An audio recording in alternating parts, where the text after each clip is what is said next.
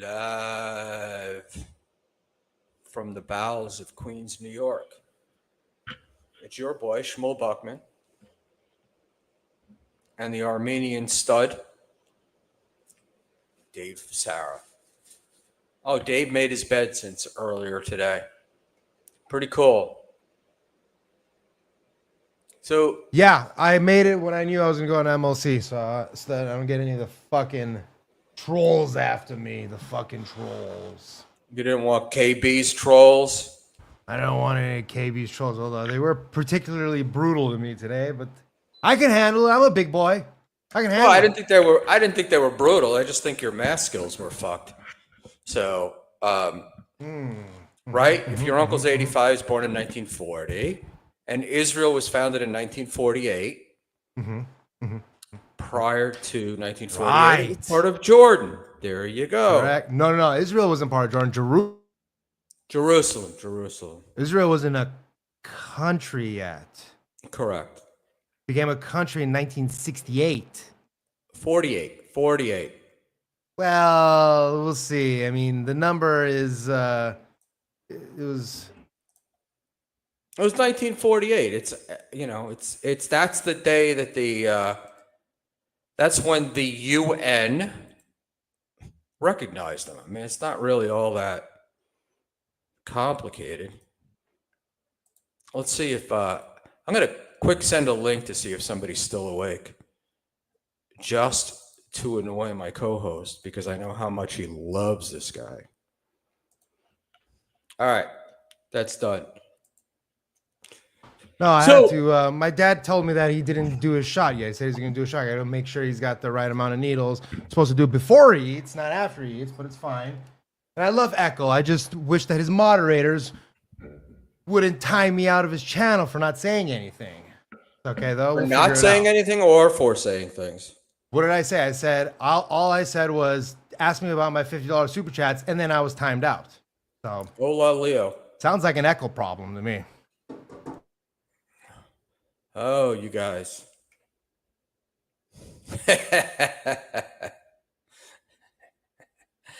I got to do, that's very funny.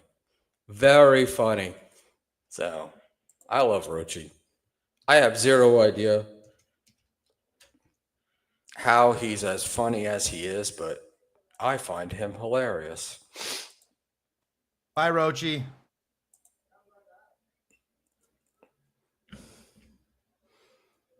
Who's Joe, Rochi? Who's Joe?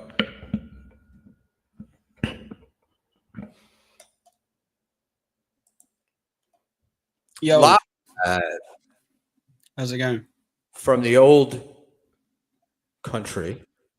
It's our friend. Echo Oh, great. You got a co-host. Great. I can leave now. Thanks. This fucking guy. Wow, that's impressive. What's that? 3 streams nowadays, Runaway? Cute. I don't. Come on back on, Dave. I'm only here to say hi. I don't get it. So I I want you have guys that to work effect it on out. some people. Oh yeah, I know, wanna be but best friends with Dave if possible. That'd be cool. I know, but now losing him is going to make this show awful because I know Oh, you're yeah. like probably laying in bed. That's Laying in what I bed hear and you're from gonna most people. you're gonna leave me in about 5 minutes and I'll be stuck here all by my lonesome. Well, I'm sure your friend Dave won't abandon you just because you wanted to say hi to a pineapple. No, he will. So what's going on over in England, buddy? Not much. Just sending hate mail to Indians. That's about it over here. That's all we've really got going for us. So yeah. I don't know, man. They saved your country. I don't know why you're arguing. I mean, we wouldn't know how good curry was if it weren't for that. It's mainly because Husey likes to come in and shout the P word, so it's just fun. I don't really care, but they do smell. Like I give him that they don't smell very nice. Well, they do like to cook with curry. Curry is a pretty damn very strong. Pretty damn strong thing. And it's funny. You can go into some apartment buildings here, and it's just like your eyes start to water from the leftover curry smells. And they don't tend to have very good. Yeah. Sorry. Apparently, You can Leo, come back on. apparently. I'll leave. I'll leave, Dave. No. He won't. This is it. He gets. This is like. He gets in a fit. Now I won't see him. He won't talk to me for 2 or 3 days. Oh God. And just wanted to say hi to my friend Schmuel Buckman. But I did. I asked him. I asked him. Hey, thank you. I was shocked at the 100 subscribers, and I also can't believe how nice. I was going to do a shout out. I was going to do a shout out for like 3 people from my side to follow you, but you already hit it. You're at 102. Oh wow! Yeah. And I am, and I'm very thankful. Eccles a good egg. Eccles did my background for me. Eccles helped me do this stuff, and a couple of sound checks, a little bit of advice. He encouraged me to get a light. So all us newbies have to stick together, eh, Schmuel? Well, it's just a bit of fun. Just a bit of fun. It is. So let me ask you, while I've got you on here, what's going on with Joey C? Because I think you're about the only people on the planet left covering. Yeah, so he's on a bit of a slow one at the moment, which is understandable. He has these peaks and troughs, ups and downs. He's definitely on a slow one. We're working hard to get different stuff for our Tuesday show, so we don't cover him on Chewing the Shit. Because, there's maybe enough for him on the Sunday. Oh, shit. Oh, no. Oh, no, PSP. I've not done any of my checks before. I just jumped on. I've just been editing. Oh, no. Is it bad? Our sound's never going to be good. Never going to be good enough for PSP. Motherfucker. So I told you my PSP story, right? With meeting him in Atlantic City. He did say he was going. Did you win on that roulette, PSP? Did you? He said it put 20 on 20 on green for me on 0. No. But he's loaded now. You got a roulette thing going on, right? We were talking about roulette the other day. Yeah, I love Vegas, mate. I've been twice. I was supposed to go back this year as well, but I think my missus has won that one. I think I'm gonna have to bow out. So, do you like Vegas or do you like gambling? Both. Both. Vegas is very surreal. I remember when I went there the first time. It just doesn't feel right. It feels very unnatural, and it's quite a nice feeling for a few days at least. Yeah, as an old man, it's like I long for the old Vegas days when it was what Mafia owned. What was that, like 80s and earlier? Well, pre-corporate, right? So like there were some corporations, but it wasn't run by like now MGM, Caesars, and there's another one. Pretty much run every casino. Everything is linked, and the gambling sucks. On the strip, it's almost impossible to find a blackjack that is less than 6 to 5. The old 3 to 2 games, they want $100 a hand to do that. It's ridiculous. So, but what I learned to go ahead. No, it's fine. I was going to say maybe just a bit of a victim of their own success with stuff like that. If you got we kind of have that in certain places in London, not to the same degree, but I mean, where it's just so popular that people who want to go there who are from England just don't bother because it's so kind of heavily, like marked up in price and so busy, so tourist heavy. Yeah. Unfortunately, EFS, the one at the Plaza has a really small casino. And on Saturday nights, it gets packed. And they, to try to get a table, I like to play a $25 table. I like to start at 25 because if I'm going to lose a lot, I want to lose. I don't want to lose a lot. I want to play and then I want to build up. And eventually I can move to a bigger table. But I'm not starting at a $50 or $100 table. And last night, are you quite close to Vegas then? Oh, sorry. No, not at all. I'm 6 hours away. Okay. I am in Queens, New York, as we speak, and my hometown. So I'm close to AC. Yeah. I guess, and then there are some casinos up here, but New York is, laws are always different. So New York. So in New York, the way gambling works is it's actually connected to the Department of Education, and it's hard to find. It's hard to find live games. I like games, not the slots. Slots are easy, but live I games. love online slots, Schmuel. That's my downfall. I've not done it in a few months, but I would absolutely love to just spend all my money and waste it on online slots, 50p at a time, or $1 a spin, maybe. I sat down in AC. I wanted to smoke a cigar, and so I sat down at a smoking slot machine, and it was $1 a hand, and I was like, all right, I threw in $100, and I'm doing max bet, and that 100 was gone in less than 5 minutes. I mean, it was just gone. And it turns out that I was playing like $26 a hand was the max bet. And so and I'll be honest, I got done a few times in Vegas because as much as I like to play them online, it is different in a real casino.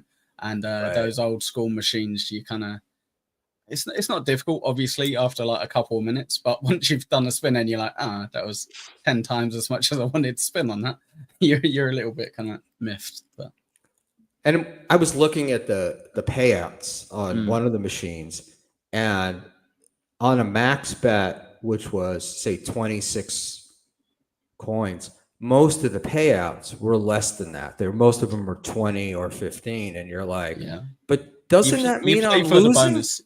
Yeah, you play for the bonus. That's all. You're kind of hoping to get some money back until you hit the bonus. That's it, really.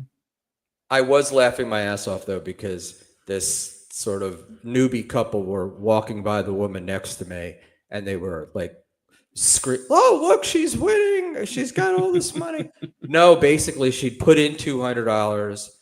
15 minutes later, she had $200, and she was cashing out her $200, which got them all excited because they've learned, like, oh, well, let's ding and dong the machines and make it look like they're paying out. So, and you like roulette? Yes, a bit of a fan of roulette as well. To be honest, it's mainly because we've not really got many casinos here. Like you can go to some, but they're very underwhelming. You know, London, they've got some okay ones. So you don't really tend to like play much of casino games unless you're doing it online. Well, I don't anyway. I would say the same here. The casinos are underwhelming here. And, but I like Vegas has a bit of a sleazy sense to it, which I like. And also as a tourist, it's great because it looks so bizarre. You can go around all of these like really famous kind of different casinos, go in, waste a little bit of money, then go Grand Canyon, on the day off when you like not really in the mood to lose a load of money. So I enjoyed it. It's a good life. The wife and I in September flew into Vegas. We didn't stay in Vegas. We went to the Grand Canyon, Bryce Canyon, and Zion National Park, and then drove back into Vegas, had a lovely dinner with Patrick Melton, and then flew out. And that was before Patrick had the Tesla. He had a Lexus at the time. And so Mrs. Buckman got to meet Patrick, and it was a lot of fun. Lucky lady. Oh, she was thrilled. He's a big guy. Yeah, so, big in every way, right? Like, what is he, like 6'5", I think? Yeah, he's a 6'5". He's big. Yeah, he's a big guy. But the thing is, he's really nice in person. I don't want to say he's not like his character, but he's not because he is. It's Patrick. What you see is what you get. But in person, he's less intimidating. Yeah. So you're saying he didn't shout at your wife if she said something stupid while she was eating it? He just acted like a normal person. Yeah. Yeah. She rarely says stupid shit anyway. She's more of a guy. So fair enough. As she says, I'm the woman in our married to a relationship. guy. Yeah. Sounds about right. I can believe that. I've got no problem. And Mint Diggity. You're right. I'm like, I'm 5'7" and 180 pounds. So I'm small. What I did like about Patrick at Atlantic City was there were several people that had problems with him, and Patrick is nothing if not a problem solver. And he was like, one guy was talking shit about him a lot, and Patrick was like, here you got a problem with me. What's it about? And they solved it. And he's big enough that he doesn't have to worry about getting punched. And he handled it really well. I was impressed. Good. Well, being a stand-up comedian back in the day as well, when he actually did stand up, I guess you'd be used to people kind of heckling you and having to kind of overcome those kind of things. So I guess that can't hurt. Being good in person with people criticizing you, Yeah, well, you have to. That's part of the problem that you have got with guys like John and Rob is you come into this thing, people are going to shit all over you, and then you get upset about it, and you can't. Like, this is what happens. It comes with the territory. Are you ever going to go on Rob's show? He was kind enough to extend the olive branch. I never got an offer. Yeah, I spoke to him for you, and I told you. You just ignored it. No, you asked me if I would, and I said I didn't think there was anything that was worth it, and then we just kind of dropped it. No, I'd go on Rob's show. Okay, let me know. Let me know if Rob you want me to tell him. Yeah, facilitate it for us. Yeah, sure. I'll be the peace broker. You saw how good I was with Dave earlier, right? Yeah. I'm just a likable pineapple. What can I say? Jesus. Yeah. I have a feeling that some of Dave might be a little bit of an overreaction. And it also you think? All I did was come on and say hello. And Dad needed a shot, so that was the of course. Was the thing. But sorry, so you and Rochi when's your next show? God, when is it? Sunday, I assume. 2:00 Eastern. Yeah. And you're gonna do a show on Saturday with OG Mumbling Nick? That's the one, yeah, with the mumbler himself. The doxed boy himself, Mumbling Nick. Yeah, just going over clips, the best clips of the week. Not enough clip shows in the Dabbleverse, I think. Well, if I knew how to do it, I'd be more of a clipper. And I have some Gino clips we're going to play tonight. Have you been following? I was going to help you. I was going to help you with that, but then I thought there's no way you wouldn't tell Dave. So sorry, Dave. What, that you were? Can't do it. By proxy, you would help him. I can't be helping Dave. Not when he's so scared of me for some reason. Yeah, well, you got enough stuff going on, right? Like, I don't need to. I was actually gonna pay somebody. Don't ever pay anyone ever. It's very funny. I was in AC and I said that I hired somebody to do my logo for me, and I had given them a deposit, and it's an artist whose work I like. And there was, no, you don't pay him until you're done. You don't pay him until they're done. You don't pay him until they're done. And I'm like, they'll never do it then. Like, but also let's be honest. You're an old enough and experienced enough man that you're like, well, I have dealt with people before where I've paid them money, so don't worry. It's not that niche an area. A piece of designed artwork that you wouldn't know how to deal with it. Paying a deposit's fine. It's normal, I would say. I'm pretty sure I paid a deposit on the little dog and pineapple thing Space Chief did for me. I still haven't gone back, and I did get some mock-ups, for lack of a better way to describe them, and I wasn't really happy with them. But we'll go back on that. I did, and I have commissioned Clay Dabbler. Ooh. Sorry. Yeah. I'm doing that transition where I finished work for the day and now I'm streaming, and to get that out of my head and this into my head is very hard. What's he doing? Clay Dabbler. Well, we won't. Luckily, my wife never watches these things. Her birthday is in April, and I'm having him make a clay statue of Mrs. Bachman. Oh, wow. See, that's so funny because I asked him probably 6 months ago. I was like, if I paid you, would you do a clay figure of my dog for like my wife? And he's like, no, No, so you must be.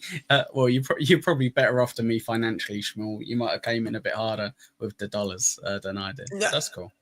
I just did what I did what he asked, but I also think that he has gotten back into clay work more lately. Good. So he's got a lot of spare time now. John's not on every Friday night, right? Got a few hours spare. Look, I admire how Clay handled John. I know people don't particularly like him, but I thought he did really well with John. Yeah, for sure. Yeah, well, I one of the few people who've sang his praises in the past myself, but yeah, he fell out with myself for having a few moderators that he didn't like, just like Dave, funnily enough. So maybe it's the moderator's fault. Maybe I need to have words with Dayla and such. But yeah, I don't have any moderators, so good. You can't get in trouble then. You can't get anyone upset at you. Well, it's funny, man, because I watch people with moderators, right? So it's like the people get pissed off at the moderators, and then the moderators get pissed off at the host, and just not, there's just not enough people to be going through that. Like I always get blown away by wanting to be a moderator or getting mad. I think it's just a little bit of a nice bit of recognition. I'd assume anyway. So right. I removed a couple of moderators from my channel just to kind of narrow it down, because you don't really need that many. But I've got 5, and one of them is just because I don't want Doom to bring the curse on my channel. So that's why I don't expect the lovely Lady Doom to actually do any work on it at any point. But yeah. Yeah, I've decided not to gender Doom. Oh, very good of you. Very progressive. Yeah. Well, it's got nothing to do with progressive. It's just, I have no idea what or who Doom is. So a lovely lady, and it doesn't matter. I'm the only guy on Twitter that likes female pilots. So what do I know? Yeah. Well, you like living on the edge, clearly, Schmuel. So no, women make great pilots. The problem for women is that a lot of piloting is experience, and they haven't been around long enough. Is that your washing machine? Something like that, yeah. It is. I was just saying it so people knew it wasn't on my side, but yeah, go on.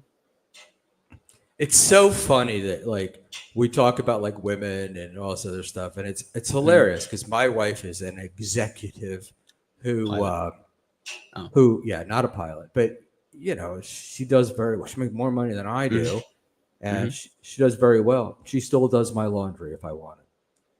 Like, see, I'd assume most people talk about it are doing it tongue in cheek. Like I am. Like when I talk about, I'm not sure if I can say this on your channel, Schmuel, so apologies, but PAKIS. When I talk about them, I don't actually give a fuck. I just think it's funny. Same if I make a joke about Felicia being a bad driver because she's a woman and not streaming and staring at the fucking camera the whole time, looking at chats. It's just I assume most people have a bit of tongue in cheek, humor with things, and if not really my fault, was it? I do as well, but I will say part of why I don't do it, like I don't get into the like gay or racist or like women stuff, is because I want to force myself to come up with something better. Not that I am coming up with anything better. No, definitely not. Yeah. It doesn't. I don't have any fun sitting around making racist jokes all night long. Is it not funny because it's so not funny that it's funny again? That's what I find when Husey comes in on BYB, and he's just got a stupid name and he just yells something really loudly and fucks off. It's so not funny that it's funny. Kind of anti-humor maybe. So yeah, like I don't do it because I go, what's really funny? It's jokes about black people. I go, what's really funny? It's thinking that jokes about black people is funny. So that's really funny. So, but Husey is so much more talented than I am. So it's like he knows how to do it, and it's his whole show is not about that. And he does do things. He can still get shock value, out of the comments that he makes, which is pretty hard considering how far along we've gone. Because it's some of these shows, it's just the same thing over and over again. I think, like, without blowing Husey, because obviously he doesn't deserve it, and he will never ever have me say something nice about him.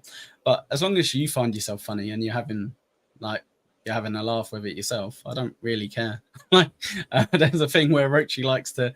I'll play a clip that I put a little bit of effort into, like a little funny ditty that I like, and hear straight away just go, no one clapped. No one laughed. Sorry, beg your pardon. So I was thinking about a different comedian there. Oh no, I'll send Ray the link and then I can go to bed. But yeah, I could send Ray the link, but I'm going on a show later that's going to talk about him. So good, bad mouthing. Well, now that Leo Gunn doesn't talk to him anymore, my phone he calls me regularly. Oh Jesus, yeah. One downside, I guess, of going to these events is these people actually get your real number and get to speak to you. That's fun. Well, it's funny because in the beginning, I don't ask people for their phone numbers. It's like my thing because I've been at a couple events, and guys are like, they get like some sense of self-satisfaction of getting a comedian's phone number or a performer's phone number, and I don't do it just because most of these people are not my friends. They're like parasocial relationships, and I don't want to be calling them up. And then you develop some friendships and you get some phone numbers. But what can happen is you get the phone number of a performer that you liked, and then later on you're like, oh my God, can I change my number? Like, how do I block this guy? Not Ray necessarily, but about others who call you up and start telling you about their life story. I guess it must be a generational thing, but I have zero interest in talking to anyone over the phone ever, including people I like / love. So I'm more than happy to not pick up the phone and call anyone. Well, I drive a bit, so talking on the phone is and it could be generational. So, but now that streaming while driving is banned. Oh no! In the Dabbleverse. You literally just did a stream straight after us, didn't you? Yeah. I did one yesterday to prove. My point was hey, if you don't interact with the chat, you're going to be fine. And I'm driving on the Jersey Turnpike, probably near where Kevin Brennan got his tickets, and I'm all over the fucking road. I actually pulled over to the side to finish it. So this weekend's project is to set up a camera in my car so that I can't see the camera. Okay, and too distracting. It will be on. Like the phone, I won't be able to see the. I won't be able to see the screen. So that way, but who knows? I don't know that that'll be as much fun. Was the Stansel accident legit, or was that just made up? Do you even know? I assume made up. All they do is show their buttholes and be short, right? That's all I know. What? Stansel and Ski Mask. Ski Mask was on tonight. I did not see the show, but I saw like kind of flashing up on my screen, and he must be pie-eyed because he was in bed and his ski mask was like all the way to the side. So it was like one eye was sticking out, the other one wasn't. Gosh. And so it was all pretty funny. All right. How much have you followed along with Steel Toe? Yeah, plenty. I'm on shows that discuss it, Aussie Guys Show, BYB. So yeah, I know more than I care to know about Steel Toe. All right. And do you have any predictions on what's going to happen with Aaron? It's a flip of a coin, really. He's either actually going to get a little bit of time, or he's going to be absolutely screwed from getting a real job. I think if he kind of does a plea deal, he'll still get something. EFS, what you're saying. I did learn this week Gino and Keanu are even dumber than I thought. That's impressive. You had them way too high. That somehow. I was impressed. I hate Kiki. I can't stand her. She's just nothing. Absolutely nothing. I tried so hard not to say anything about her because, again, I don't like going after women. But It's just Sexist. You're so sexist, Schmuel. You are so sexist. It's just female torturous. pilots must be good.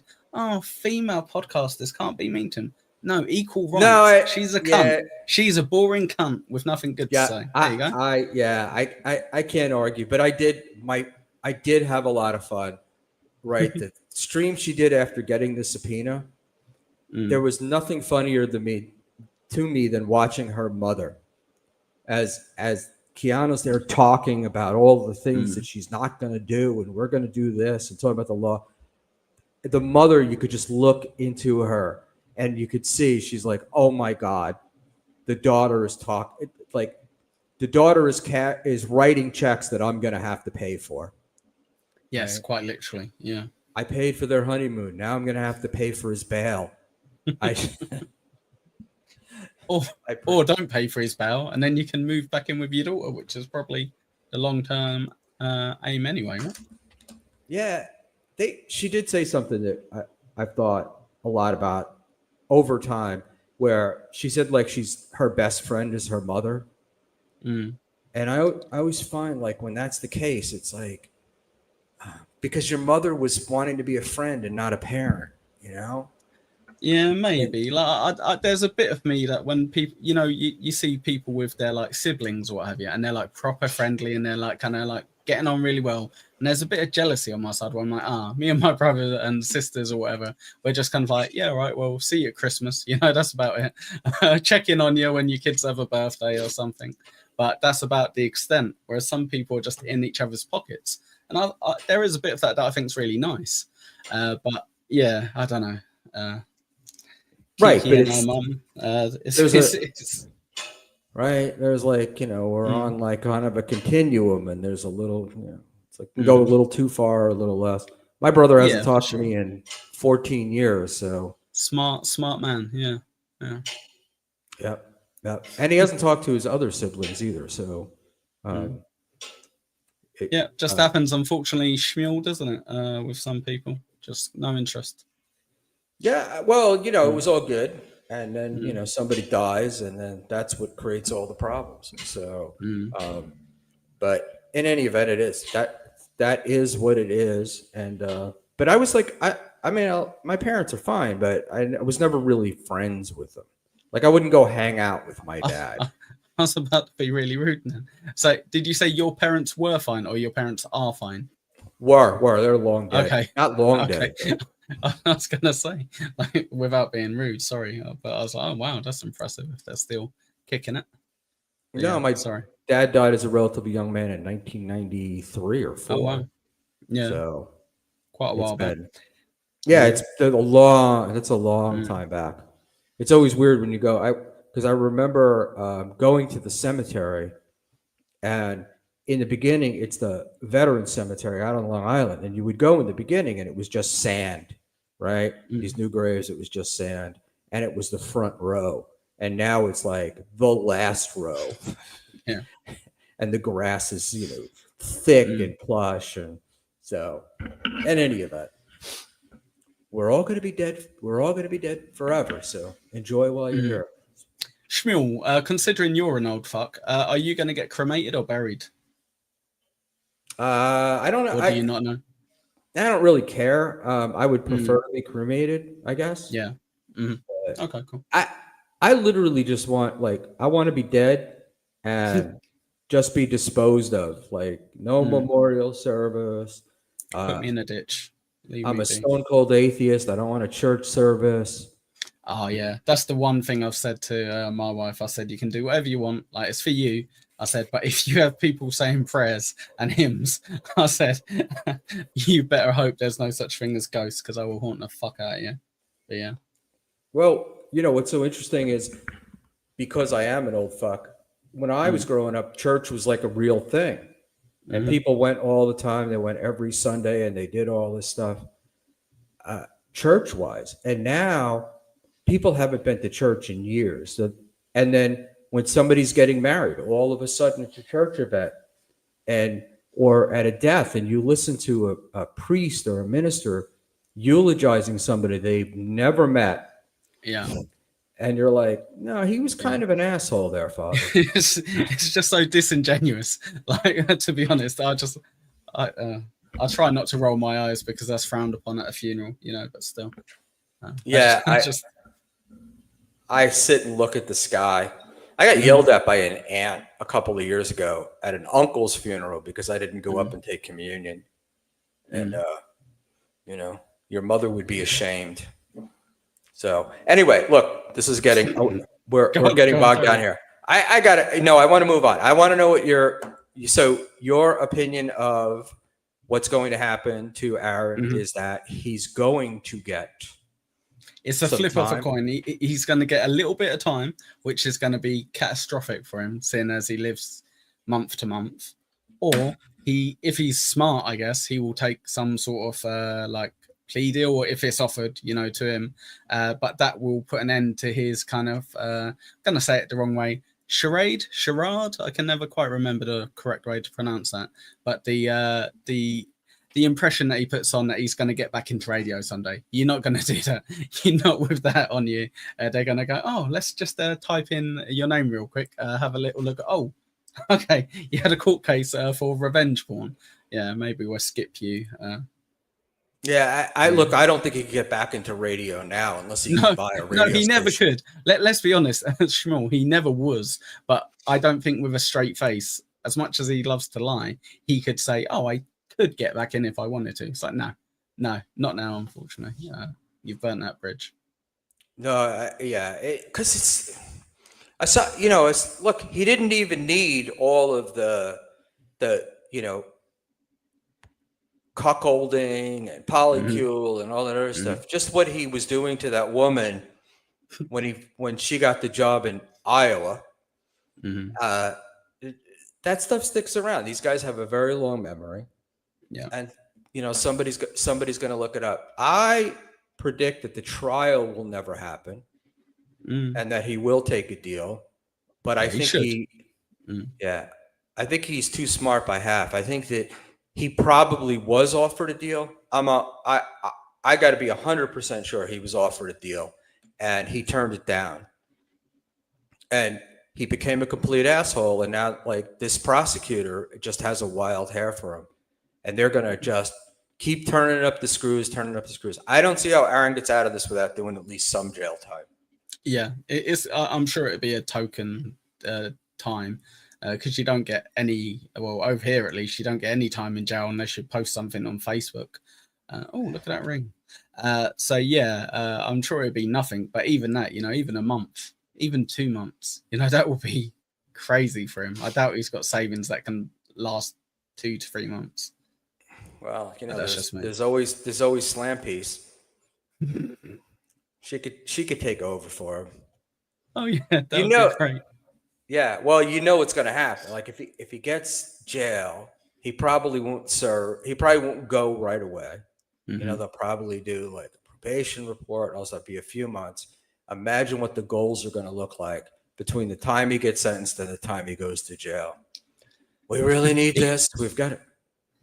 If we hit $600 today, I will get a teardrop tattoo underneath my eye before I go in. He's going to be doing that sooner or later. It's going to be doing the Perry Caravello thing. So where he's selling himself out. But again, I don't think that he's going to trial. I think they'll just do it. They'll just sentence him because it's. He does surprise me with some of his stuff, though, Schmuel. Some of the things that he does make me go, oh, okay. I've not quite got my finger on the pulse with him entirely. So I agree. Like, my common sense says, yes, he will 100% have to cut a deal. There's no way he's going to risk it. But then you kind of think, but he does seem pretty delusional, right? Like, with a lot of things. Surely he's not that much that he would try to risk it at trial. And you're like, would he? So it's interesting either way, even if he doesn't do it, just the lead up to will he, won't he? I can't imagine how much it would cost him, how much all this is costing him. Yeah. And it's just like, it just seems so crazy. And there's no reality in anything that he says. Like everything he talks about, there is no, just what he says and what's really going on are such opposite things, and he does it with such bravado. Oh, one second. Sorry, Schmuel just sent me a naked picture of David Sarah. Oh God! Oh, can you get in trouble for that, Schmuel? Oh shit! Sorry. They'll probably confuse it with some hairy beast. Armenian men are often confused for, mammals, woolly mammals. Yeah. So that's the deal. And yeah, EFS, I gotcha. I can't believe he's got enough people paying him as it is. And the rubes in his hometown. Surely it can't just be that, though. There does seem to be a lot of people. Even if you cut in half what he says he gets, it's still quite a bit every day. No, it is. He does. Yeah, he does. I'm shocked at how much money he makes. But his numbers are, he's down, what, about 700 now watching? If that's the belief. Okay. Are you including all these Rumble numbers and X numbers? Yeah, well, I'm including the numbers that he talks about. Yeah, they don't count. The only numbers that count are YouTube. People will go, oh my God, I've got 300 people watching me. If your screen says 50, that's how many people you got watching you, in my eyes. I don't count all the rest of it. Yeah, I'm laughing about, they were talking about, we always talk about Schmuel buying viewers, right? And I've never been a believer in the buying viewers thing, but I am laughing now because now that John's gone and his numbers are going down, everyone's like, ha ha ha, Schmuel's numbers are going down. Schmuel's numbers. This would be the time he would be buying them, right? Like, I don't know. If you let's just play devil's advocate. If you were always buying numbers and you were getting, I don't know, X amount of money in, if now you're only getting Y amount of money in, you can only afford 1,000 views rather than 1,500. I did see a post of someone quite mean-spiritedly showing Schmuel's show getting $90 and then Ray's show getting like 300. Oh, really? Something like that. Yeah, like 200 or something. But yeah. Is this true? There you go. Mint diggity. Yep. Yeah, apparently so. Oh my God. You know, they use that system where it counts how much they've like made from the show. So yeah, Social Blade. Theirs was 90, and I think it's definitely in the 200s. I think was raised. So yeah. Last night was Trainables, I think, right?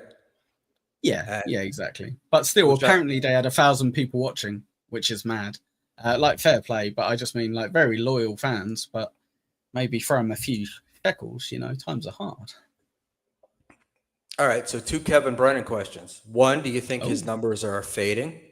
Do you think he's dwindling down in super chats and viewers? KB, yes. He had been for a long time. I look every so often. And to be honest, I think he's kind of on the upswing a little bit. I don't know if that's since like AC or the build up around AC, but he's been about like 600, 700. I'm sure someone in chat can correct me, but when I look, that looks like the amount that are watching, like 600, 700. Yeah, like Tukey said it himself, hasn't he? That the money in general is drying up in like from what it used to be, and like that makes sense, So I doubt he's the only one who's not getting as much money as they used to, but luckily he can go live twice a day now and not have to pay anyone apart from crackheads like Dave, $50. Do you think the money's drying up across YouTube or just in the Dabbleverse?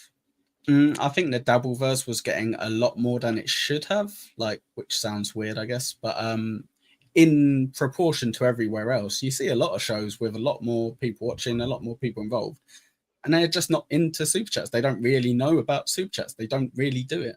I watch a soccer show where this guy talks about this specific football team, and he gets like 30,000 people live watching, and he gets some super chats, and he kind of doesn't really acknowledge them. He goes, yeah, and that's it.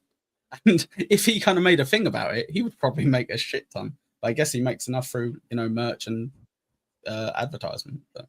And Melton's the only guy that I watch that seems to integrate super chats and super tips into his show without derailing the show. Yeah, but it also helps as well that he can hold court for like 4 hours, right? So that's his kind of like superpower. is his kind of like confidence and his kind of composure over, you know, what he's doing. He will kind of laugh at you. He will kind of put you down. He will do it however he wants to do it. Whereas Schmuel and such, they have a very set way that it's always worked for them, that they used to do the first like 40 minutes of the show for super chats. MLC, as far as I know, just constant. They come in, he reads them. They come in, he reads them. He might let someone do a little bit, but then he just goes on to the super chats again. But I that's part of the reason why I stopped watching the show, was because I thought because the super chats it was just ridiculous. Like the show was just all super chats, and you'd get to an interesting point, and then they'd start reading super chats, and it would be 25 minutes before they got back to where they were, and if they got back there. That's why I stopped listening to Stern in the beginning, was the commercials. But go ahead. Oh, really? I think apparently Perry Caravello, they do it really interesting on that. Apparently they kind of like have super tips, like their version of super tips, or if they've actually got the real super tip. It's actually they have that tips. Yeah, they have that throughout the stream, so that can interrupt, but everything else is at the end. And I'm like, that's quite cool. If you've got a lot of traffic, do that, because you're getting the most percentage through super tips. So maybe it makes sense to let that interrupt, you know, because you're actually getting $1.80 out of it rather than, you know, 80 cents or a dollar. I haven't watched Perry in a very long time. But I can't. It's not my thing, but yeah. Yeah, not mine either. But part of that was people super chatting to him and then him reacting to it. He had something before super chats or whatever when I saw him. I got to not know of Perry because of Pottstown. Yeah. And saw Windy City Heat based on Corolla, and it was great, you know, like, and then you get to see him. He does this little thing, and then like, oh, I'm done. But there were at Pottstown, I'm going to say 3/4 of the people that were there to see Perry. Yeah. They were hoodwinked into the whole Dabbleverse stuff. And of course, there was an hour and 50-minute wait to get started. But people stayed, man, and they stayed for Perry. It was like Anthony Cumia, there was a meet and greet. Anthony Cumia was standing there doing a meet and greet, and nobody was talking to him. Bob and Cardiff were doing, you know, it was like getting 2 or 3 people. Perry goes to do his, and you had 100 people rushing the stage to talk to Perry. That's the thing I don't get with a lot of people in the Dabbleverse as well, where they're kind of like, well, I don't like it, so it's shit. And you're like, that can be true. But also it could be you just don't get it. And that's me with like Perry for sure. And it could be me with MLC. I don't watch it. I don't really enjoy it. But it could just be I don't really get it. I remember watching the episode when he had Steel Toe on and he had Chad on, and that news came out, and that was a brilliant episode and it was really entertaining. But in general, I'm kind of like, he's just kind of spitting into his mic, the mic going out. It's too much if it's all the time for me, you know. But I guess I'm with you. I rarely watch it, you know. But you know, as a loyal, what do I know? What do I know? I used to watch TSN for like a year when I first came in, and I did enjoy it. But then I got bored of John, you know. So yeah, I got it. John though was the gift that kept giving, because it was just like he could not get himself out of trouble, and he would just say he's just so fucking stupid, you know. And I think Gino and Keanu are trying to capture some of that. Yeah. Well, they've definitely got that stupid thing going for him. So yeah. Well, that's the thing about John. Like, you didn't believe he was a character, but there's a great story about John and Jason Bentley at the Super Bowl last year, where, and I probably won't tell it right, but the point will come across, which was Jason said to John about how rough it must be with the kid, you know, the people insulting his kids and insulting him, but particularly his kids and his family. And John could maybe change up talking about them And John's response was, what? And ruin my show? So John knows what he's doing. He's doing very well for himself, for sure, as has been proven over the last 20 years. But yeah. Well, I also I was blown away by, I didn't realize that Cameo doesn't have filters. I didn't realize how much the StreamYard filter was helping. He just looks so bad. So if you want to stay, if you want to take off, you can. I want to run some Geno clips and talk I've got about 20 minutes. Yeah, oh, okay, cool. All right. I know it's late. And the other thing I will say is, when you talked about the show with Aaron and Chad and the news coming out, I was watching Melton. Yeah, a lot of people say that they're watching Melton watching it. Yeah. Right. And that's the part that's so funny, is like, I couldn't sit and watch John. Wouldn't be possible. But through the filter of other people, he's hilarious. It's the same thing with Opie. Sure. Right? And even Geno and Cano. Do you know much about Ethan Ralph? No, and I'm not overly interested in that direction of of what might happen with the Dabbleverse. But we'll see. I just don't like the kind of attitude of people who are kind of like, oh yeah, death of the Dabbleverse, and you're like, you're in the Dabbleverse, you idiots. Like, if it's the death of the Dabbleverse, fuck off. It's like, no, because he's going to come and he's going to kill the Dabbleverse. It's like, all right, then. You know what you can do? You can kill it a bit more now by fucking off. But, well, yeah. I get the guys like Ray who's like, I don't want to do the Dabbleverse. I don't want to do Dabbleverse. And I'm like, you're in the Dabbleverse. And I think he hurts himself with that. I think if he got more into it, he'd be making a lot more money, not living in a basement in front of a treadmill. I think as well with the Dabbleverse, it's very much you can't have one foot in. So yeah, it annoys me when people say that as well. Oh, I don't want to be in a Dabbleverse. I've got no. It's like, okay, cool, don't then. And it's like, what? Well, what you're saying is you don't want to be in the Dabbleverse, but you want the fans and maybe the super chats that come with being in the Dabbleverse. And it's like, yeah, and you want the drama that comes with being in Dabbleverse. Yeah, okay, so you want to be in the Dabbleverse. Whereas if you don't, there's sorry about that. So a phone call for Schmuel. If you don't want to be involved, that's absolutely fine. But don't bring people up. Don't do content based on it, and don't kind of like reach out to those fucking chatters. That would be my advice. Yeah, exactly. My advice is the same. It was interesting when I went to AC, and we started doing this. We started doing the stream. A couple of larger podcasters, creators, came up to me and said, I like your show, but you got to get out of the Dabbleverse. You got to, it's never going to expand. And it's hard to try to explain to people that I am 102 subscribers blows me away. I'm so honored by that. I'm not doing this. I'm not doing this for money, and I'm not doing it to get like huge amounts of viewers. I'm an old man. I'm never going to be a thing. And so, I find this Dabbleverse interesting. Yeah, for sure. And yeah, like it is funny when people say that, but I kind of think, well, there's no reason why you can't be in a Dabbleverse and then do more stuff. Do you need to take a call? Do you want me to take over? Oh, we got an Amazon delivery. Can you vamp for a second? Yeah, I've got porn that I can play. That's fine. Hello, everybody. What you can do now is go over to Echo Pineapple and follow myself.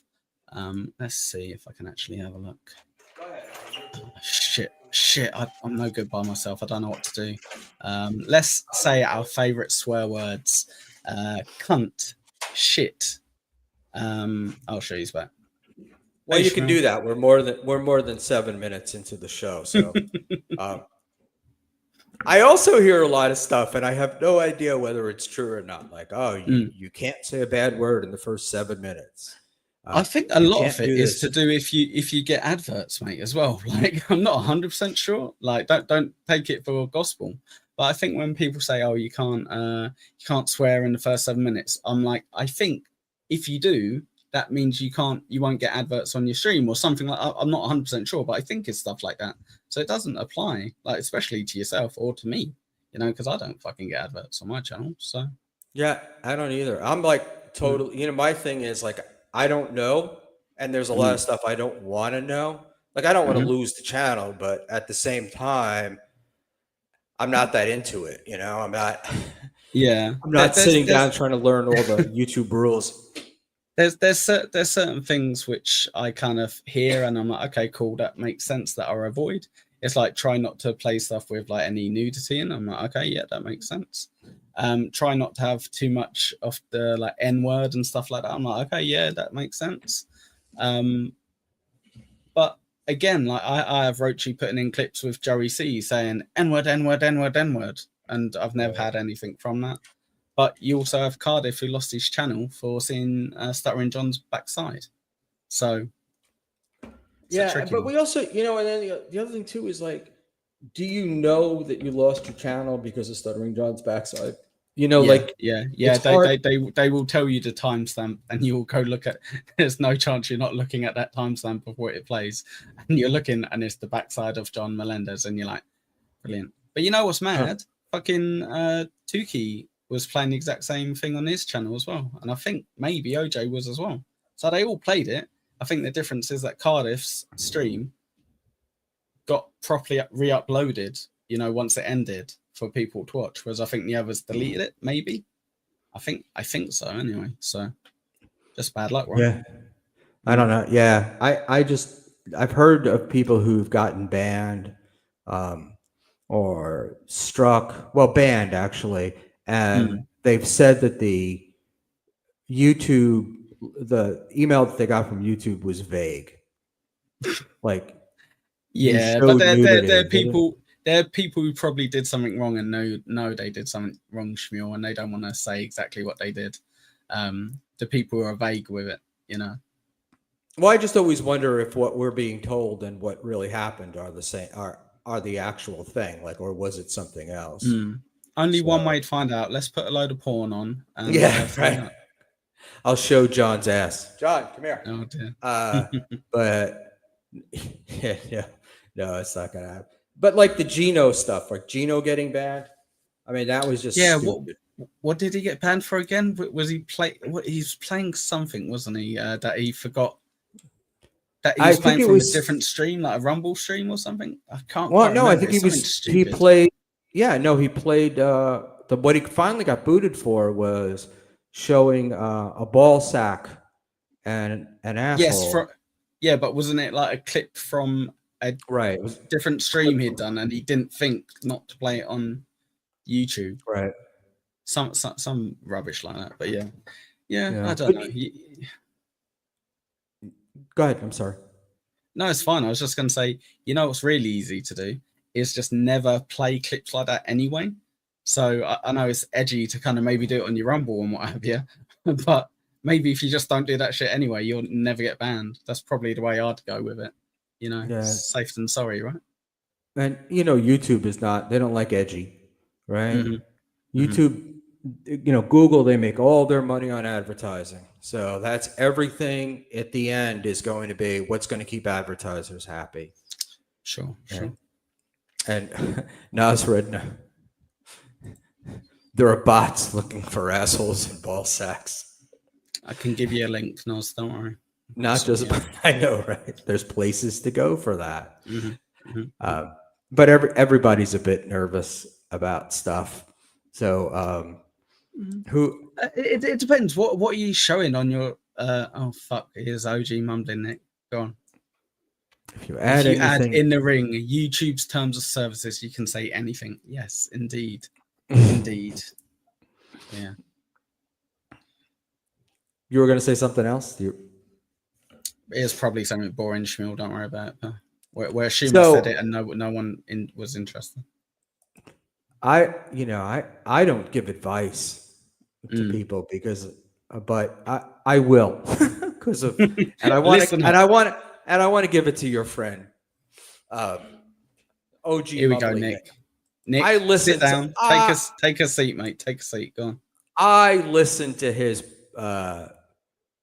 political show today with Crystal something or whatever it was. Liquid And Cryptid, I think, or something. Liquid Cryptic. Yeah, I'm old, so Cryptic and Crystal the same.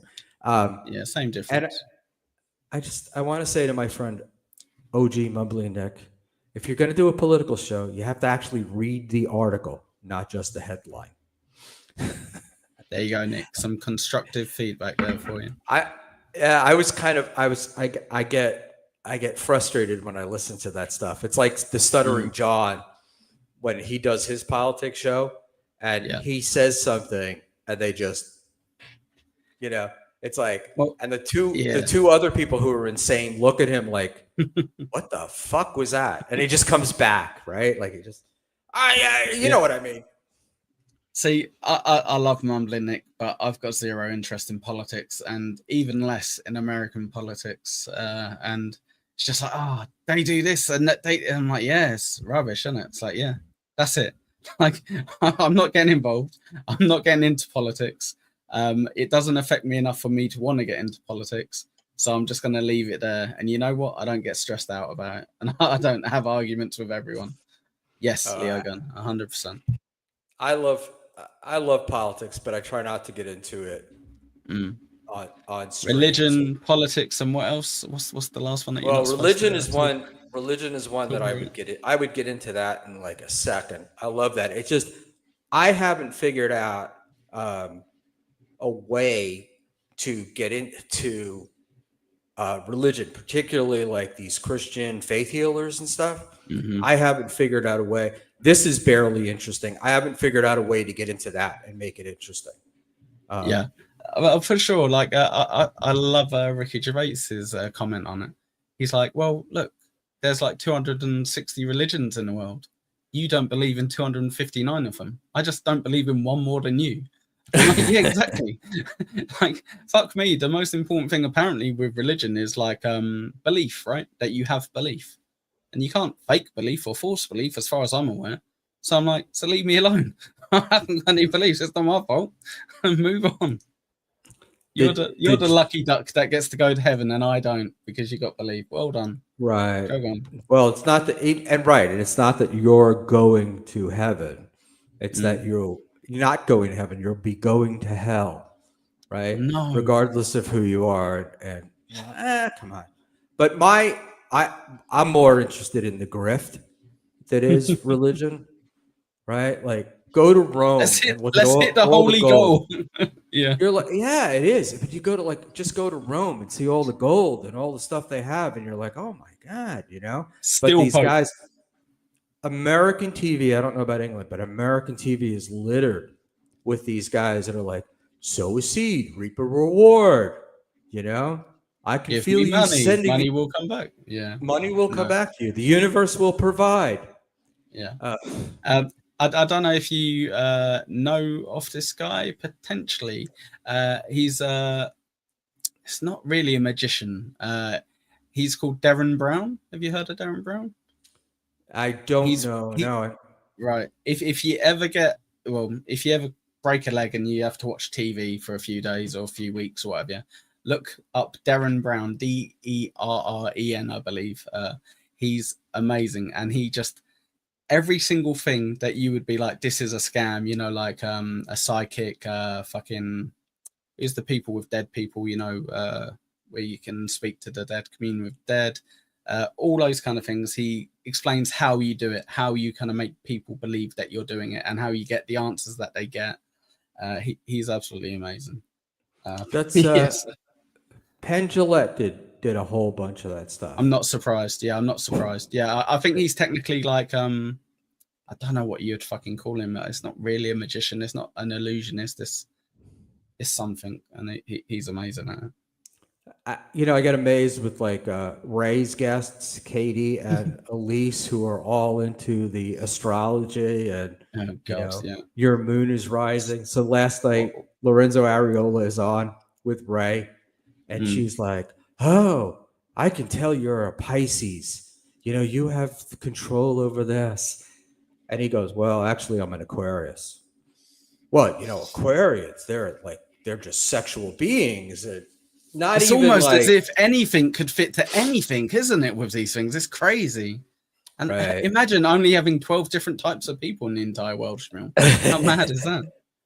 Well, there are moons rising and planets fading, and we need to be. I do have one friend who's convinced that the moon affects him, and his Bob justification for Levy? that is if it can affect the tides, then they can affect your person.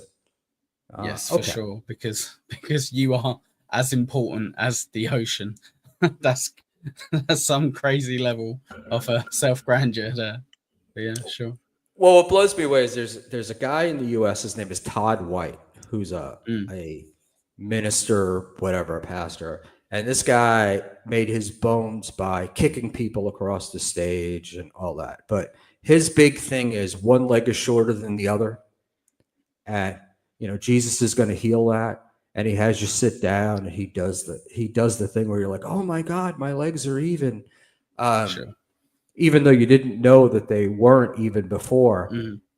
And hundreds of times people have proven that it's a fraud. You're not really you're playing with the other foot. You're doing this. And no matter how many times they prove that he didn't do it, people still send this guy money, still want to hear every word from him. And criminal. I don't know if you remember. Absolutely criminal. Yeah. Remember Peter Popoff? Do you remember The Amazing Randy? No. So The Amazing Randy was a big friend. He was a magician. He was a friend of Penn Jillette. And he was huge on proving this shit false. And he was on TV doing it. And his thing, now I lost my train of thought. But with he and Penn would like expose this stuff, or Peter Popoff. So Peter Popoff was one of these guys that he would have his audience. He was big too. He'd have his audience, and he'd be like, "Oh, I'm hearing, the pineapple. The pineapple has pain in his right leg." And they bring you up on stage, and he would cure your. Wait, is this the stuff where they have people walking around listening to your stories and feeding it into an earpiece? So this guy had an ear. Well. So his wife had. She was backstage. He had an earpiece, but before you came in, they would put people out on the line with you, and the guy would like be talking to you.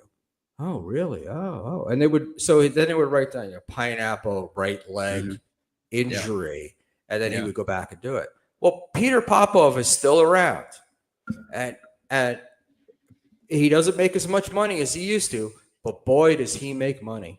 And it's such a grift. The whole thing is such a grift. And Carlin, think how stupid the average person is. Half the people are stupider than that. Yes. That is true. Yeah, it's true. But that's I will say, because we'll go wrap up pretty soon. I don't want to keep you up, but you're doing. I love Gervais. I've always loved Gervais, and you're doing Gervais is some of the greatest stuff. So when I was a kid growing up, we didn't have all the TV stations that we have now, and I used to watch. I was like a big PBS, which I don't know if you know what that is here, but originally almost all of their shows were from the BBC. And English. Okay, and so what British TV shows have you grown up liking then that have kept a spot? Well, Monty Python, then we would call it Masterpiece Theater. So there'd be Morse, Endeavor. I like those. What are they called? Police procedurals. The British ones. I dig a lot of the historical fiction stuff.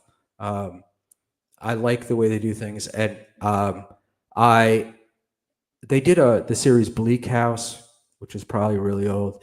Yeah, there was Benny Hill, but Channel 13 in New York used to run old Monty Python. Monty Python had been off the air for years. They would run old Monty Python, and my father was the one that introduced me to Monty Python.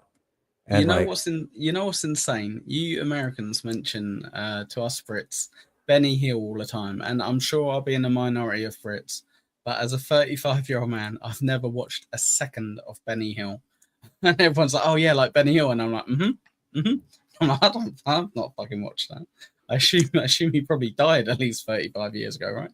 Yeah, Benny Hill was he was slapstick. It was essentially what it was. Okay. It was, you know, a very Charlie lowbrow Chaplin kind of era, yeah. Right, very lowbrow humor, but he did it with a British accent, so he seemed intelligent. Oh, okay, cool. That's the deal. And here we go. I don't remember the young ones, but Faulty Towers. Oh, Leo Gunn, the young ones, really very good. Okay, yeah, 40 Towers as well. I think is only like 7 episodes long. I think that's all it actually has. Like, it's such a minimal show, like the British Office in a way, and people just love it. Absolutely love it. Yeah, I don't want to say I've never seen an episode, but I don't know that I've ever seen an episode, sat down and actually tried to watch The American Office. Okay, well, I would, here you go, I'll defend you, American. But I know the British one really well. Yeah, it's a completely different beast apart from the first season, which is copy and paste. But I would 100% recommend watching The American Office. It's brilliant. It's not the exact same, and it wouldn't work if it's the exact same. But yeah, some great actors in there and some good writers. So yeah, I enjoy it. I've watched it all. The whole when Schmuel was young, TV was staring into a pool of water. Close, very close. You know, I'm old enough. I'm 62. I'm old enough that TV shows would. I think Lost in Space was actually in black and white and then went to color. But when they let him out of the factory with the other kids for when their day of work was done, he was allowed to watch some television. Right, and when all the other all the other stations, like we used to have Disney on Sunday night, and it would be, I just remember, in living color, like that was a big thing, right? Yeah, well, that's my favorite part about the British historical dramas is they're all about the monarchy, right? The nobility, the wealthy. But it was a horrible place to live, right? For a really long for sure. time. For like 99.995%. Yeah, it was horrible. Right. The other people had a life of Riley. It's great. But all having gout and pheasant for dinner. Yeah, it's great for them. But everyone else is pretty damn shit.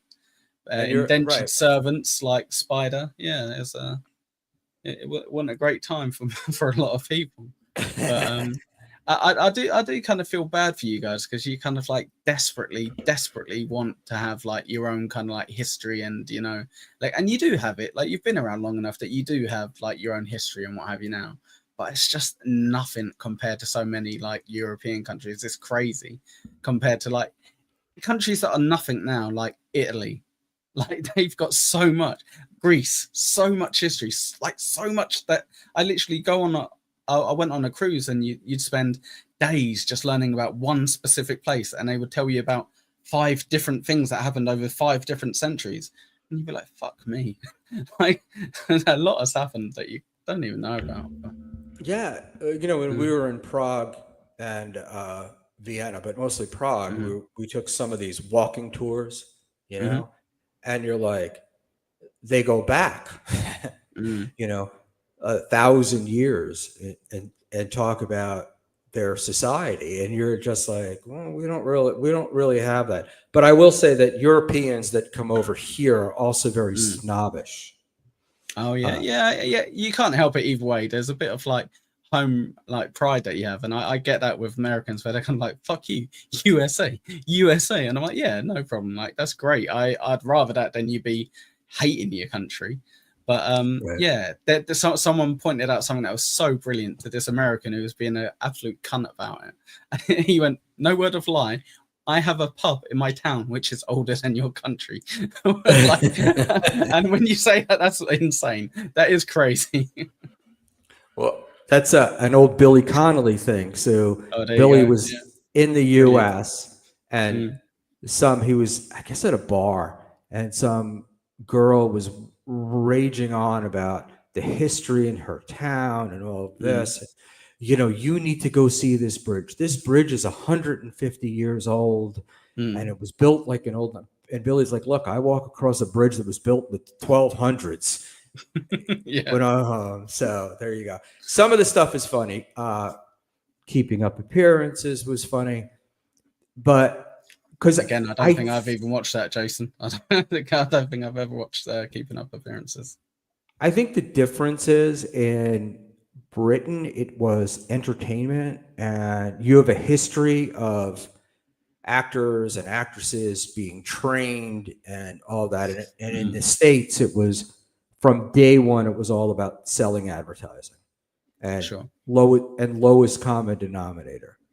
You didn't need like the Keeping Up Appearances thing. And the actors were so great. Going back to Faulty Towers, and you said that there were only 7 episodes or 8 episodes. I might be wrong. Like, but I swear there's like, no, there's a ridiculously little amount. It's a very small amount, and John Cleese talked about that. I don't remember her name, but he and the woman in it used to write those shows, and he said an average TV show is written like in 5 days, and he had to do it. When they did it, they would take up to 6 weeks to write an episode. And the network got 12. Yeah, the network just got pissed off at him and was like, we can't do this, because they never knew when they were going to come up with another episode. All right, my friend, I am going to take off. I am going on to Nice Podcast Stupid at 8:30. Say hi to Dan for me. But I don't want to bore. Well, Deb is my person. Yeah, well, I said say hi to Dan. Deb was the one getting phone calls about me from Rob Saul. Oh dear. Driving her nuts when he was looking for me. Yeah, I dug that. I dug it. I dug in Atlantic City, where I'm around all day. I've been sitting in the lobby bar all day. I've been in the casino all day, the sports book all day. And then Rob decides to threaten and come after me after he left. Don't mess with Schmuel Buckman, you know. No, it was very funny. He's a tough old bird, he is. But I had no idea. I walk into it was after the game, and I walked into the sports book in Melton, and all these guys. So I walk in, and Melton's going like this to me. And I'm like, "What's up?" And he's like, "Rob Saul is looking for you. He wants to kick your ass." And I know, but I laughed. But I thought, like, for Rob, he picked the worst person to fight with, because if we did have a physical fight, right, you'd die, and he does kick my ass, it's going to be, you beat up an old man. Well done, Rob. Just beat up an old man. And if I win, it's going to be, an old man kicked your ass, right? Like, it's a no-win situation. I'm like, pick somebody better to fight with. But I like Deb. Panhandler. There you go. Panhandler's going to fuck you up. Panhandler could fuck me up. Panhandler claims to be this old man, but Panhandler is in good shape. He's tall, and he's got some muscles about him. Well, yeah, I remember the one thing I remember about my granddad. He passed like 20 years ago or whatever. Yeah, but he was a big guy. Like he was like 60 at the time. But all I remember is, I look at him, I go, oh, he's my granddad. He's this old man. But he was a big guy. He was a hench guy, like he was stocky. And I was like, when I look back at photos, I'm like, I wouldn't have messed with my granddad in hindsight. And you know what happens is, when you get old like I do, you don't realize how old you are, And so somebody could piss you off and you think you're 40 or 35 and you get yourself, nope. You get yourself into something. And where I learned to control my road rage was, I had the wife in the car. It was before we were married. I was on Northern Boulevard, and this guy in front of me was just going fucking 15 miles an hour, and I'm blowing the horn. And we make a turn, and the guy slams on the brakes in front of me, and I'm like, I'm going to kick this. And I fly out of the car. The guy gets out of his car. He's got to be like 6'4", and on his way to Gold's Gym to lift. And I looked at him. I put my head down. I turned around. I walked. I got back in the car. And I have not had road rage since. I'm surprised you didn't say it. And I went, your light's off. I was trying to get your attention. Your front light's not working. Oh, see you later, pal. man, I was like, holy shit. And my wife was worried about. I would never say a fucking word in a car in America to anyone ever because I don't want to get fucking shot. That's the impression I have. I'm like, you don't know who's got a gun and where. So I'm not going to say shit to any of you crazy motherfuckers. You do what you want. Yeah, there's very little. In the last few years, I think guns have become more popular. But like growing up, it was rare to ever. I grew up in New York City, but it's very rare to see a gun. Well, there's not a lot of well, that might sound stupid, but in the grand scheme of things, it's a lot harder to have legal guns, right, in New York. Like, yes, okay, cool. So yeah, it makes just sense. In general, kind of less, yeah. But the other thing too is I will drive from one state to another almost every day, and you're not allowed to carry. Like if you have a pistol or something, you're not allowed to carry it across state lines. And even if you were able to win the argument, the cost of winning that argument would be so bad. But I went to visit a couple of years ago. I went to an Air Force reunion in Florida, and one of my buddies is an ATF agent. And he took us to the range, and he's got all of these guns and all of his friends. It was like talking about ammo and ammo becoming so expensive. And I don't know. If I lived in someplace like in the middle of nowhere, I'd feel like, maybe I'd want a gun. But in the city, are you not going to do that at some point, Schmuel? Like, you must be at least eyeing up retirement. At least, are you not kind of considering getting out? Very close. I am. I would be retired if it weren't for that little thing called COVID, which shut everything down. Conspiracy theory that'll get your channel shut down as well. COVID is a hoax. Yeah, there you go. Just set me behind a couple of years. So it was like I was all prepped and ready to go, and the world shut down for a year, and business changed after that. So it's been rebuilding, and I'm at that point now, and hopefully by the end of the year I'll be out of here. But nice. I've always worked for myself, and I like working. Guys, he can stream full time. We can have Schmuel Monday, Tuesday, Wednesday, Thursday, Friday. Yes. No, but what I am going to do, Echo, is I'm going to start doing a little bit more of. I'm going to copy Chad, do some walk and talks, and do some. Like Joey C. Yeah, I don't know. I feel like there's a way to make them interesting. I don't know. I haven't found that yet. Good luck with it. I did one with my dog, just walking through a park with my dog, and it's probably my most viewed stream. Fair enough. So we'll see. And I did one in Vienna, which people liked a lot. So that's very cool. If you do go traveling a lot more, definitely stream when you're abroad. That's amazing. I'm waiting. I'm trying to get the $1 million idea there, Crumb. Wait. Take it off the screen. We're not supposed to share what their great idea was. Crumb trying to ruin Chad and Joey's big moment, letting everyone know what it is.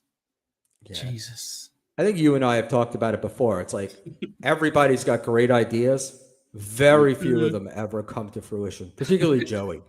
Just to clarify, I've never said that people in the Dabbleverse, everyone has great ideas. I disagree with that statement. I didn't say great ideas. I said a lot of ideas. If I said great, I'm wrong. No, but that's I talk to people, and they're like, oh, I'm going to do this and I'm going to do that. It's very much like life, right? Just do it. Just do it now. Just do it if you're going to do it. Do it. I heard a speaker one time say, everybody makes decisions. And a lot of people make a lot of important decisions. They never put them into action, but they make the decisions. So with that, let's let you bail. And I want to do a little Gino, and I want to kind of shit on him. And I don't want you to have to be a victim of that unless you want. Fuck you, Gino. Fuck you, Kiki. Whoa. Fuck you, Steel Toe. You're all shit. There you go. Just in case anyone is unsure on my stance, they all suck. Right. And I will say, Echo and I agree on one thing, which is that you can dislike one person and still like another. You're allowed. Yeah, like whoever you want. Watch what. It would be so much smarter for me not to say that I like Shuli and I think Shuli's entertaining, and I used to watch TSN quite a lot. because people hate TSN, people hate Schmuel. But yeah, like who you like, hate who you hate. That's fine. Like, Yeah, there's people in your chat that like Stutter and John. I'm pretty sure. So, you know, I like Schmuel as well, and I admire some of these guys. But like, you know, you look at Rocco, the guy is just so talented, and YouTube's giving him a place where he could show it. So yeah, for sure. It's great, and everybody's really nice. All right, I'm going into Gino, so you can stay there if you want, or you can. No, I'm gonna go, and I'm gonna tell you, if you're watching and you don't follow me. It's Echo Pineapple. Go follow me. Thank you very much. Right, see you later, Schmuel. Have a good one. Was this the part where I was supposed to say do your plugs? Yeah, that's what people normally do, mate. But yeah, see you later. And Dave, you're a pussy boy. You're a pussy boy. See you later. Barawusi. I'm not going to be around long. I just want to do. I got a Gino clip I want to play, just because it's like they're so fucking stupid. But part of what I don't get about Gino is how he like switches from one thing to another, or how he says things. It's insane. So let's watch this clip. And I do not know much or anything about Ethan Ralph, and we're not really going to hear much from Ethan. It's going to be it's more the Keanu and Gino part. I just want to call him Gianu and be done with it. It's a lot easier. But these guys are like, they're amazing. That fucking day. So that makes sense. I hold on. Well, finally, someone normal. This is how you're supposed to respond to people. He yells, and no one's like, "Oh, he's losing his mind." God bless you, sir. But honestly, you're like, no, he kept me from seeing my son. And laughed about it. That was funny. Admit you did something wrong, but it was drastic. What happened? Like, well, yeah, it was like it's contempt of court, unless it's like repeated contempt of court and some from the same judge. It's usually, you know, you pay a small fine, or they just say, "Hey, don't do that again," or it's like a day in jail or whatever. Like it's nothing. It's a nothing charge. What happened the last time you fucked with the toe for no reason? Well, just wait until May 13th and you're going to see what happens, because I don't think they're going to give him a fucking deal. And I think he's going to eat this felony. That's what I think. And that's what I hope. And that's what I fucking pray. I'm going to say a prayer tonight to God himself to put this son of a bitch come drinking behind bars. That's what I'm going to do tonight, right before I go to sleep. Because I'm looking to ditch my producer. Do you need a co-host to sit here while you're screaming like that? Because I'm a big fan. Well, I could use one. I haven't had one in a while, but yeah, I could definitely use one for sure. But man, you know, I'm just being real. Like I have plenty of reasons to hate this guy. Like fuck him. And his whole LARPing story about the boxing coach thing. Yeah, fuck that shit too. Shut that gym down. They're running an unsafe shop there. Fuck them. And I was laughing about them getting reviewed. Imagine your entire day and your entire life is figuring out whether or not Aaron is a registered boxer. Well, I mean, but he kind of. I agree that it's like sort of crazy, but like, I mean, it's like yes, of course, but people monetize wanting to see him fail. Like, all right, this guy. Numero uno, Josh Denny sent $1 on Rumble.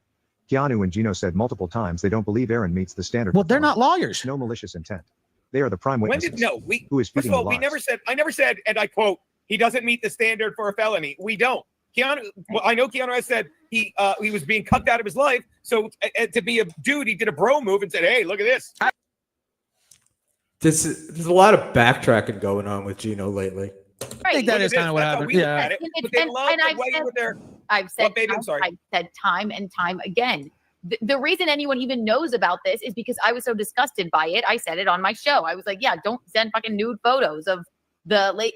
But he also knows that. I never said, well, I don't. I thought we knew about this because Gino did a stream with Keanu in the car when he got a phone call from the cop, right? Wasn't that on the air? I think it's an injustice that he would get a felony. Do I feel that it's drastic, just like what happened to you, Ethan? Absolutely. I find it drastic. As someone who has been revenge porned, actually. Liar, whore, and you know it. I find it a little bit drastic. That's just my opinion. Doom might have put that in there. So you can say what you want about Aaron, but and I'll say this about the numero uno, Josh Denny. Josh Denny's been on the show many times, by the way. But these are witnesses. They're not the judge and they're not the jury. It really doesn't matter what they think. think. We don't have a law degree. Yeah, right. Like, We're just talking. they can say whatever they want about whether they think it's a felony or not, which they didn't even really say what you said they said. But regardless, it doesn't matter what they think. It doesn't even matter what I think. It matters what the fucking, if it's a jury trial, which I think it might be, it has to be. It's a felony. It's going to be a jury trial. I would venture to say any fucking jury would be like, this is, what did Judge Dodell say? This is a fucking nothing burger. Nothing burger. Well, you'd be surprised because a jury, look, this whole innocent until presumed innocent until proven guilty is a load of horse shit. If you're out in front of a jury, they automatically think that you probably did it. You probably did it, right? Like you have to prove your innocence. It's totally opposite of the way they claim. Like the prosecution has all the advantages in a courtroom, and Ethan sort of makes a good point. If you're in New York City and you're a criminal defendant, you're probably in good hands with the jury because most of the jury think the cops stink or whatever. But when you're in the rest of the country, people tend to think the cops are always right, and that if they're bringing these charges, it really is. It's not necessarily up to you to prove you're innocent, but man, I got to believe that the presumption of guilt is high. Oh, just because the law technically says, okay, and this is just my opinion, the law technically says even sharing one photo, it is an invasion of privacy and misdemeanor, I would say. He's going to eat the misdemeanor regardless. Yeah, that's going to happen. Right. Misdemeanor, sure.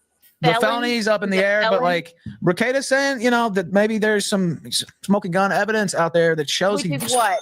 I'm just saying what he said on Twitter. He didn't tell me that personally. Josh Denny fan sent $1 on. He didn't. I remember what they said. All your brains are cooked by alcohol and drugs. Okay. No malicious intent. Clearly not a fan of the toe. Is this Aaron himself, by the way? Is he sitting? Did he mean mine are cooked by alcohol and drugs? No, he's right though. My brain is cooked by alcohol and drugs? No. Can I start yelling? Yeah, you did say that earlier, Keanu, but something similar, but he didn't. Gino didn't say that. No. I do wholeheartedly believe, in my opinion. How bored are you when you don't hang out with us? I don't get it, Ethan. I get what you do when we're not hanging out. Anyway, go on. I'm sorry, numero uno, Josh Denny fan, because you are right. I do. That was not malicious intent. It was a broken man who got cucked out of his life, trying to have some autonomy over his manhood, which I find repulsive. Which to me sounds like revenge. Sending a photo to Gino, being like, okay, look, I didn't do too bad, did I? Is it wrong? Yes. Felony? God, could we lighten that up a little bit? And I see some. Could you imagine sending a picture of a 40-something-year-old woman with 5 kids to your friends and thinking, oh yeah, look at me, look at what I got. In chat, it's like Ray DeVito's virginity breaker. That he was on video before that, threatening that he had pics. Again, I don't really, I don't know the whole timeline, but I guarantee the prosecution does though. And so, and they're not playing like they seem to be playing for keeps, because if not, why would they? They're bringing you guys in from New York, compelling you to show up. They got the subpoena for April. What does she know? What is she going to say? Like, they seem to be preparing for trial. All right. Like, not preparing to cut a deal. I could be wrong. Cause like I said, usually they almost always ends in a plea deal. The thing is, why would you take the deal that says we'll give you a felony and then maybe remove it later? Would you take that deal? Most well-known media company on earth in history. You should definitely abandon. Okay. Stop sharing. I got numbnuts going up here.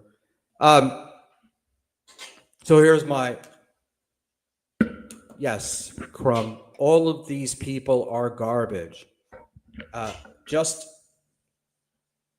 my point is that me shitting on Aaron doesn't mean that I like Nick. And talking about this, I don't have sides. In this, I think they're all hideous, but I also think that for some reason, the fact that we're judging other people's sex stuff is a little weird to me. But I don't know. We seem patrician. Is that the word? Just judging this stuff really bothers me. In any event. Here's I just want to, Gino and Kiki are just two of the dumbest people on the planet. And I'll get into it more. I had the pineapple on tonight. I love talking to guys about the business and their streaming and getting to know them. I could, we could just shit on John and the Dabbleverse, but I like to kind of figure out what makes people tick, which may be my fascination with Gino, because I don't understand the point here. So I'm closing with my prediction for Aaron is he is going to do some jail time. Whether it's 10 days or 90, I don't know, but there will be some time in it.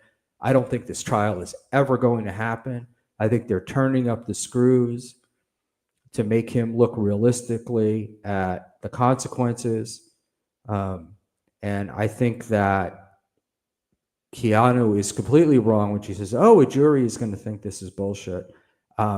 Because none of the other stuff is going to come in, right? I mean, maybe Aaron's defense tries to bring in all the Nick, polycule, shit like that. But the reality is this is about sending a picture. Minnesota law is pretty clear, non-consensual sexual images. April's been subpoenaed. She supposedly is going to testify that Aaron was regularly showing naked pictures of her. I think what you've got here is there's something about Aaron that makes him feel, it's almost stuttering Johnish. They have these things that make them feel important, and that's why they do it. I do not think so.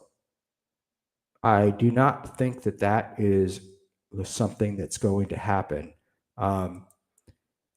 But he's also, right, so he's done this. He's also got the restraining order against his wife. I think that's going to be the big thing. I think if Ashley gets a subpoena, I think Aaron will tail between his legs and ask for a plea deal. But I think what's happening is that he's making it worse for himself. I can't believe that his attorney has let him talk so much. But bottom line, he screwed himself by not getting this done earlier and not shutting his mouth. So I predict jail time for Aaron, but I also predict no trial. So that's where I am. So all of this talk about Gino and Keanu and everyone going to Minnesota, I don't see it happening. But we will see Nick Rekieta in Hackamania. He apparently has permission. He's just waiting on his sentence. So by the time this trial does come off, if it does come off, both Kayla and April are going to have their charges dismissed. Nick will be convicted, but this isn't about Nick. This is about Kayla, and this is Kayla's choice to pursue this. And I think Kayla has agency in this, and I think we've avoided that. So I want to say good night. Tomorrow, I think, or Saturday, you can watch Pretty Antisocial to catch up on this stuff. And nothing was as much fun as watching Keanu stream snipe Pretty Antisocial the other day. So y'all have a great night. Thanks everybody for coming, and we will see you again next Tuesday is a guarantee, and probably pop up between now and then as well. Good night.